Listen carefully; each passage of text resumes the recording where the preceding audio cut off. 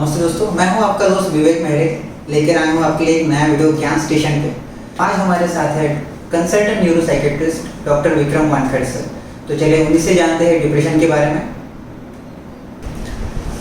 नमस्कार दोस्तों, आज हम डिप्रेशन के बारे में कुछ जानकारी हासिल करने की कोशिश करेंगे। डिप्रेशन आखिर है क्या? हम इसके कई नाम सुनते हैं, जैसे कि डिप्रेशन, अवसाद, उदासीनता, कई नाम सुने हैं। लेकिन आखिर में ये चीज़ है क्या? क्या ये एक थोड़ी देर की कंडीशन है या सच में ये एक बीमारी है?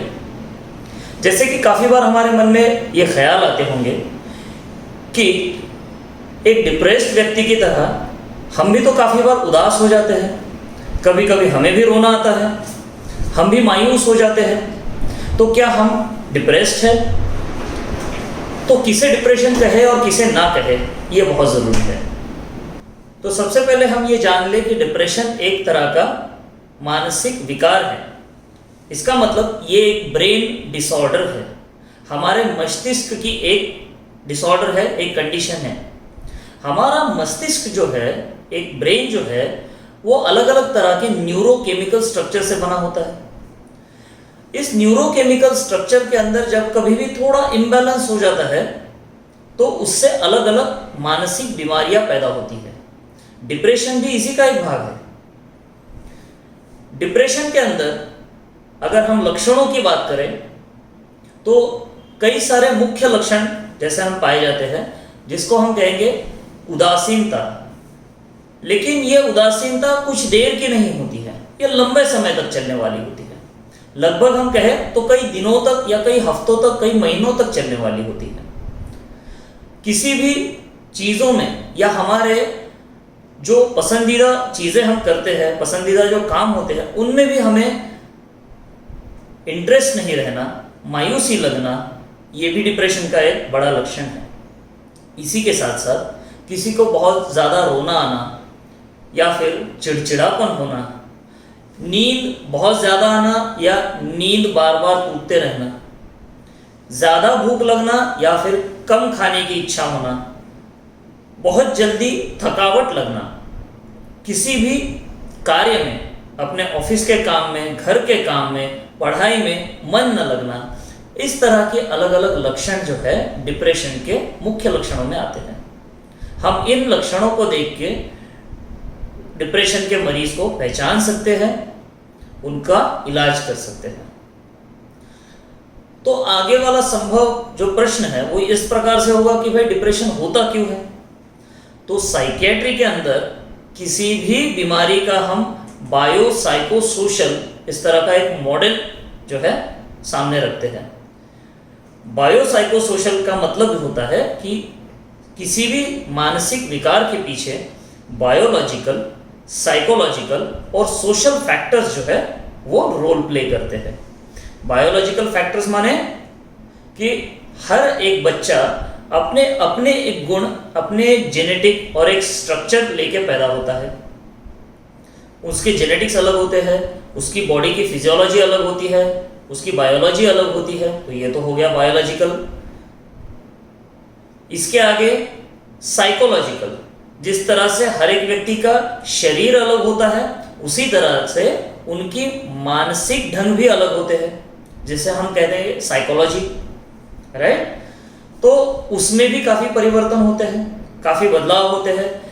मानसिक और शारीरिक रूप से हर एक व्यक्ति यूनिक होता है।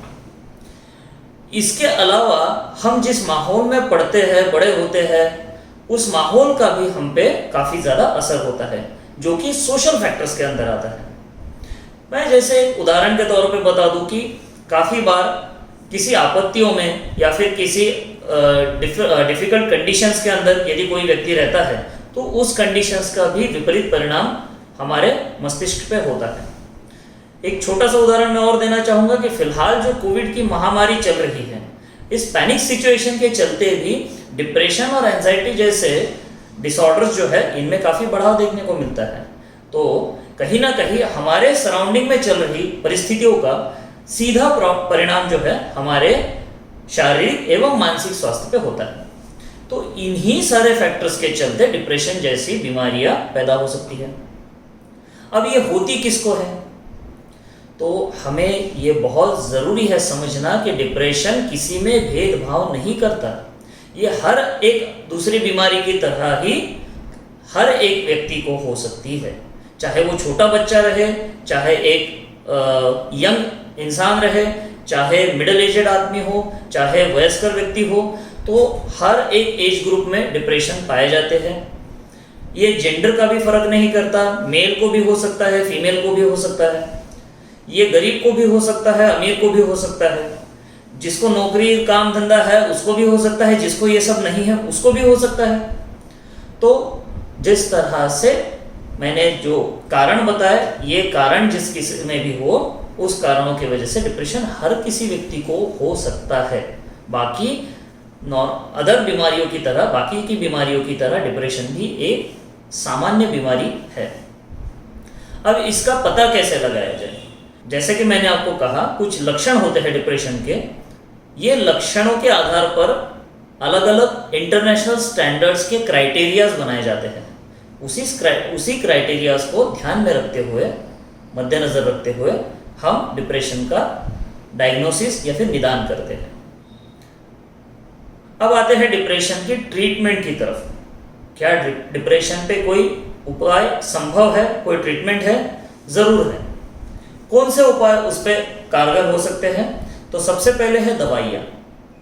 जिस तरह से यदि हमारा पेट दर्द होता है, सर दर्द होता है, हमें हार्ट की कोई प्रॉब्लम होती है, किडनी की कोई प्रॉब्लम होती है, हम सबसे पहले डॉक्टर के पास जाते हैं, अपनी तकलीफें बताते हैं, डॉक्टर उसका डायग्नोसिस करते हैं और उसी के माध्यम से हमें दवाई देते हैं। सिंपल यही तरीका है डिप्रेशन का ट्रीटमेंट करने का।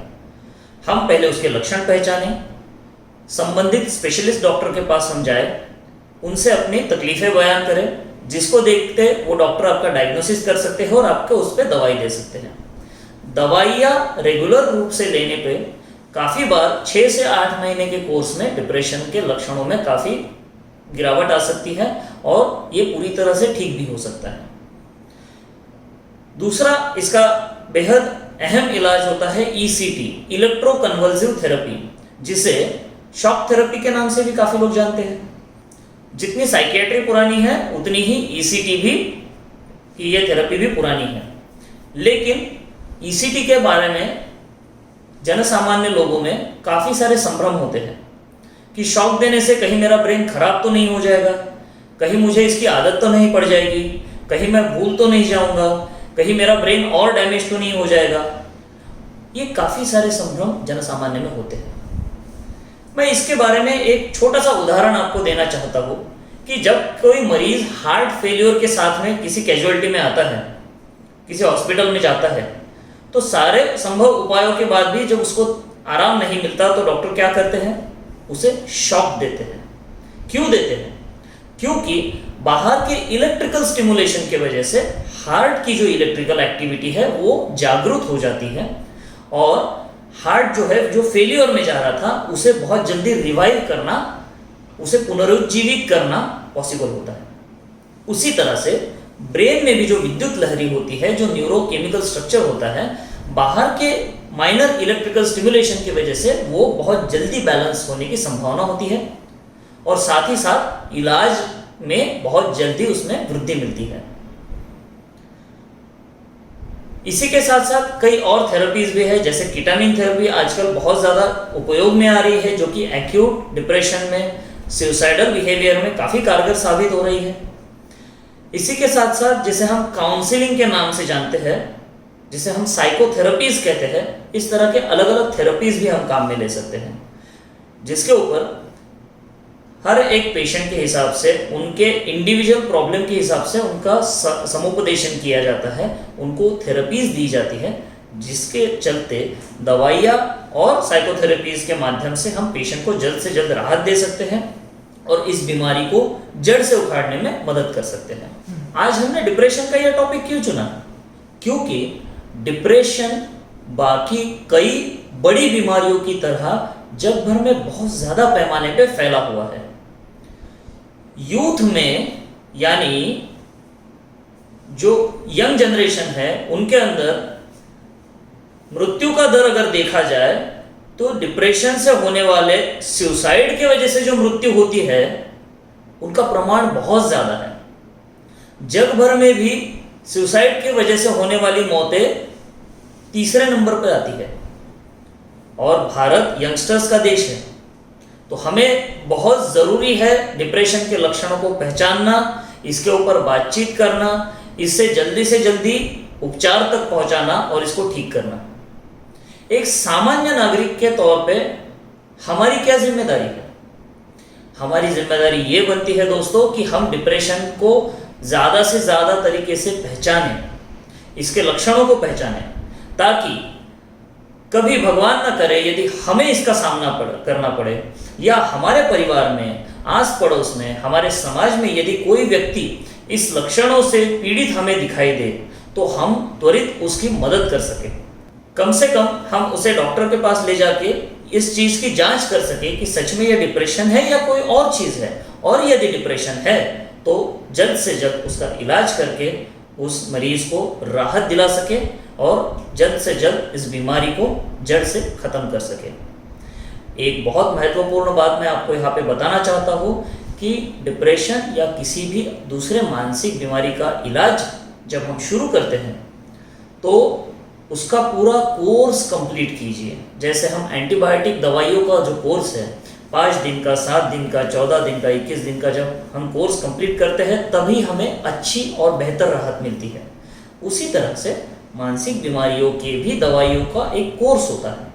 यदि उसको लगातार लेके कंप्लीट किया जाए तो ज़रूर इसमें राहत बहुत अच्छे तरीके से रिजल्ट्स के साथ हमें मिल सकती है और बार बार होने वाली तकलीफ़ों से भी हम मुक्त हो सकते हैं।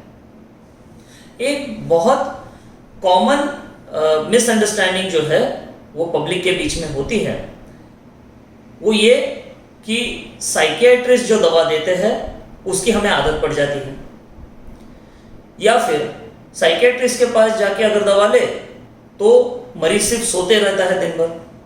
देखिए, हमें ये समझना है कि with the recent advances medical field ने बहुत प्रोग्रेस किया है। इसी के साथ साथ साइकियाट्री ने, और साइकियाट्री के अंदर जो साइकोट्रोपिक मेडिकेशंस है, जो दवाइयाँ आती है, उसके अंदर भी बहुत अच्छा इवैल्यूएशन हो रहा है, अब तक हुआ है और आगे भी चल रहा है। इसके चलते आज इतनी सारी दवाइयाँ उपलब्ध है जो कि हम लेके भी, जिसका सेवन करके भी पेशेंट्स अपने सारे काम कर पाते हैं, विद्यार्थी अपनी पढ़ाई कर पाते हैं, परीक्षाएं दे पाते हैं, कोई बंदा है तो वो अपना ऑफिस का काम कर सकता है। किसी भी तरह के बिना सिडेशन के भी हम दवाइयाँ आराम से ले सकते हैं और उनका उपयोग खत्म होने पर उनको धीरे धीरे बंद भी कर सकते हैं डॉक्टर की सलाह के साथ, ताकि आपको इसकी कभी आदत ना पड़े। हम जब बाकी बीमारियों की दवाई लेते हैं तो उसे उसी कार्यकाल तक लेते हैं जब तक उसको ज़रूरत है। उसी तरह से मानसिक बीमारियों में भी या पर्टिकुलरली डिप्रेशन में भी इसी तरह से दवाई लेनी है कि हमें जब उसका कार्यकाल एक बार ख़त्म कर ले, उसका एक पूरा कोर्स कर ले, उसके बाद दवाइयाँ आराम से बंद की जा सकती है। काफ़ी बार हम देखते हैं कि दुर्भाग्यवश काफ़ी सारे पेशेंट्स जो कि मानसिक बीमारियों से जूझ रहे हैं उनको सामाजिक डिस्क्रिमिनेशन का सामना करना पड़ता है। आप खुद ही सोचिए, यदि आपके घर में या समाज में आसपास में कहीं कोई डायबिटीज़ का पेशेंट है, कोई हार्ट डिसीज़ का पेशेंट है, तो क्या हम उसकी तरफ उंगली उठा के ये कहते हैं कि अरे वो देखो वो जा रहा है, वो पेशेंट, उसको डायबिटीज़ हो गया है, अरे वो देखो वो जो जा रहा है उसको हार्ट की बीमारी है? नहीं ना। तो हम क्यों मानसिक बीमारियों की तरफ अपना ये रुख इतना कड़वा रखते हैं? क्यों हम उंगली उठा के कहते हैं कि देखो उसको डिप्रेशन है, देखो वो पागल हो गया है, देखो उसको मानसिक बीमारी है? आखिर ये डिस्क्रिमिनेशन क्यों है? जब तक ये नहीं रुकेगा हमारा अवेयरनेस, हमारी जन जागृति अधूरी है। हमें सबसे पहले ये बीड़ा उठाना होगा कि हर एक मानसिक बीमारियों का उसी तरह से इलाज करें, उसी तरह से उनको एक्सेप्ट करें, अपनाएं, जिस तरह से हम बाकी शारीरिक बीमारियों को अपनाते हैं। उनकी तरफ देखने का हमारा जो रवैया होता है, जो नज़रिया होता है, वो बाकी शारीरिक बीमारियों की तरह ही नॉर्मल रहे, तो इस बीमारी से जूझने वाले जो भी मरीज़ है उनको बेहद रिलीफ मिलेगा उनको एक बहुत अच्छा सोशल सपोर्ट आप सबकी तरफ से और हम सबकी तरफ से मिलेगा, जो कि इस बीमारी से उभरने के लिए उतना ही ज़रूरी है जितना कि इस बीमारी का इलाज। Thank you so much sir, जो आपने हमें डिप्रेशन के बारे में इतने सिंपल लैंग्वेज में समझाया। Thank you. तो दोस्तों ये रहा आज का वीडियो। अगर आपको ये वीडियो पसंद आया तो लाइक, कमेंट और शेयर जरूर कीजिए। सजेशन कीजिए कि आपको नेक्स्ट वीडियो किस टॉपिक पे चाहिए। तब तक के लिए गुड बाय।